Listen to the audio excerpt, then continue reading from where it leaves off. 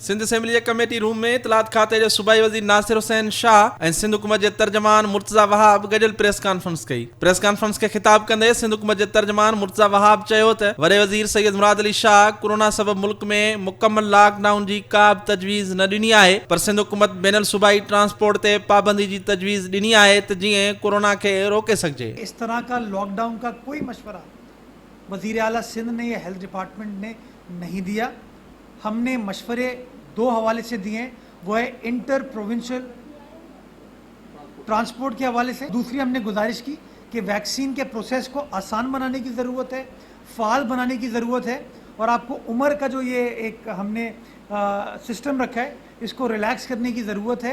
मुर्तज़ा वहाब वधीक चयो त सिंध हुकूमत कोरोना वैक्सीन जा 20 लाख डोज ख़रीद करण जो फ़ैसिलो कयो आहे। वफ़ाक़ी सरकार खे घुर्जे त मुख़्तलिफ़ बीमारियुनि में मुब्तला माण्हुनि खे बि वॾी उमिरि जे शहरियुनि सां गॾु वैक्सीन कई वञे। सूबाई वज़ीर नासिर हुसैन शाह चयो त असां तरक़ियाती बजट रोके बि कोरोना जी वैक्सीन घुराईंदासीं। संदसि चवणो त कराची ऐं मातली में थींदड़ नंढी चूंड दौरान कोरोना जी सूरत हाल खे नज़र में रखणो पवंदो। नासिर हुसैन शाह वधीक चयो त कुत्तनि ख़िलाफ़ मुहिम में नाकामी ते 40 आफ़ीसरनि ख़िलाफ़ कार्रवाई कई वई आहे। डॉग किलिंग की बात है, दीगर इश्यूज़ हैं, वो मुकम्मल हर कोई अपनी ड्यूटीज़ जो हैं वो पूरी कर रहे हैं। अगर जहाँ पे नेग्लिजेंस है तो जैसे मैंने आपको बताया है कि 44 से ज़्यादा सीनियर जो ऑफिशियल्स हैं उन पर ये एक्शन हो चुका है। एक सवाल के जवाब में नासिर हुसैन शाह जो चवण हो त MQM मां PP में शमूलियत करण लाइ ईंदड़ को बि अहिड़ो माण्हू न आहे जंहिं ते केस दाख़िल हुजनि। PP में साफ़ माण्हू शामिल थी रहिया आहिनि। जितनी भी यहाँ पे शमूलियतें हुई हैं उनमें एक आदमी ऐसा बता दे